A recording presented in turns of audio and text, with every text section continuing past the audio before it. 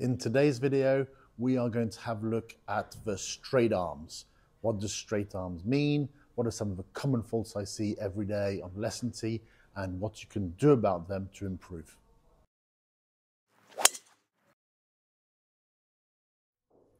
How straight is straight? What does it actually mean?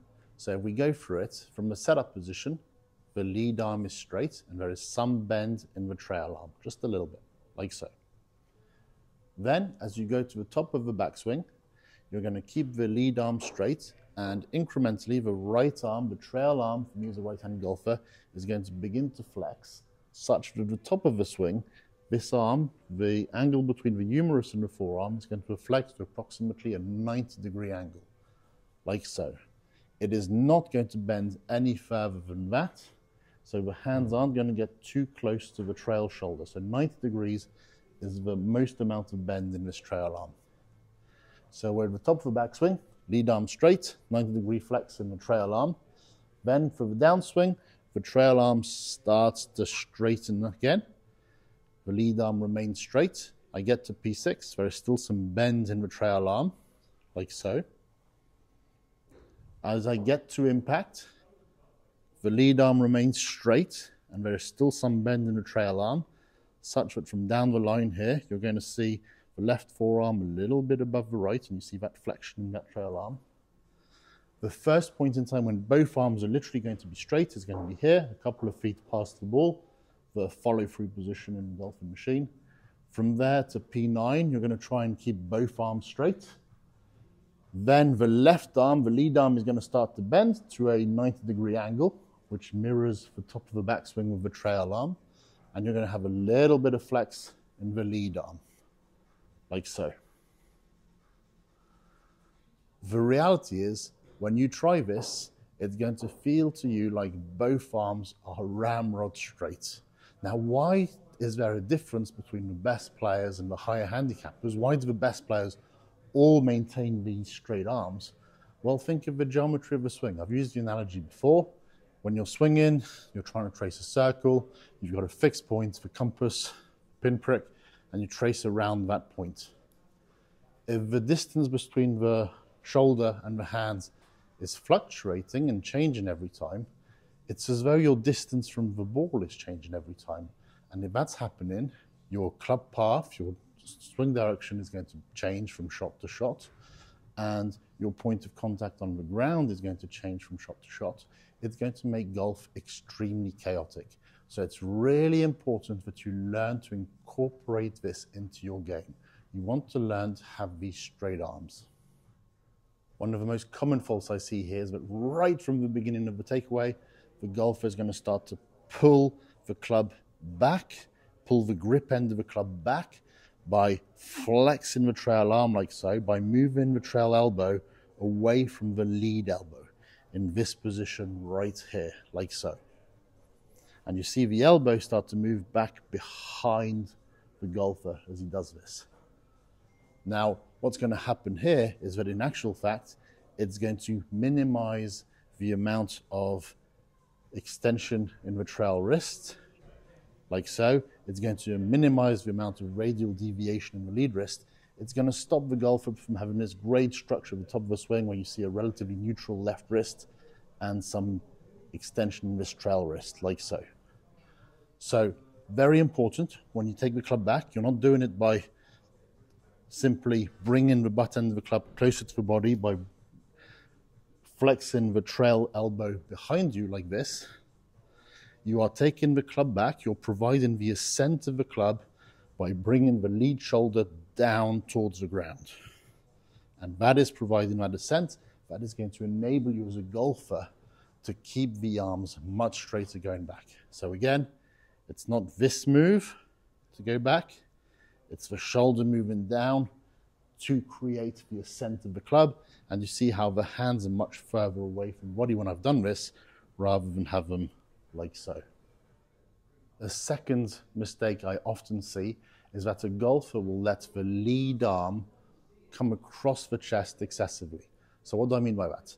If my lead arm forms a 90-degree angle with my shoulders right now, and I bring the left arm across, like so, which is horizontal adduction, I bring it to a 45-degree angle. This is as far as I want it to go. If I start to bring it more across the chest, you'll start to see the lead arm start to fold. My hands are getting too close to the trail shoulder. It has no choice but to collapse. From this view, again, if I bring the left arm across the chest, I can do it by keeping it straight to about a 45-degree angle.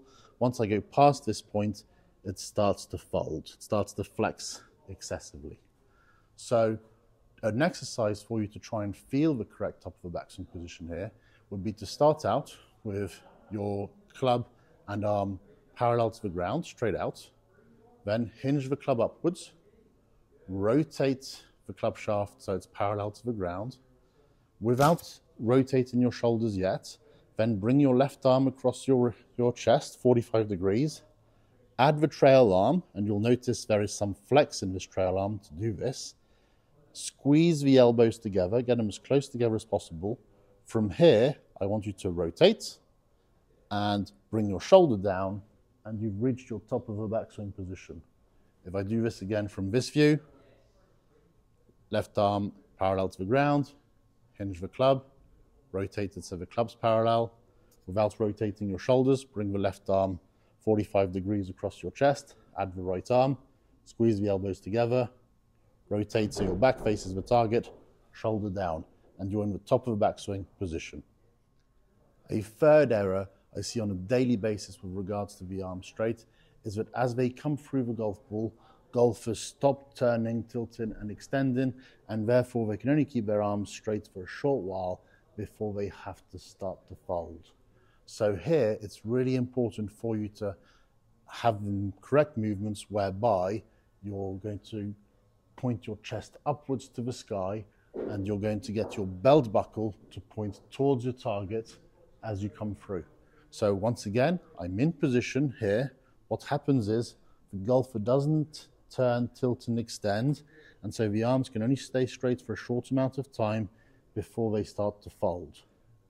So if I'm in position here, chest down, again, and you can experience this, do it yourself standing up, you can't keep going with your knees flexed, your chest pointing down, your arms are going to bend.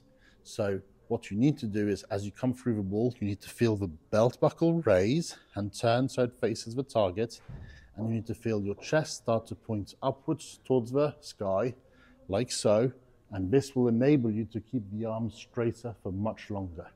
If I demonstrate one, I'm in position, I'm going to finish with my belt buckle facing the target and my chest pointing to the sky. Like so, belt to the target, chest to the sky, and that is going to enable you to keep the arms straighter for longer on your follow through all the way to the finish.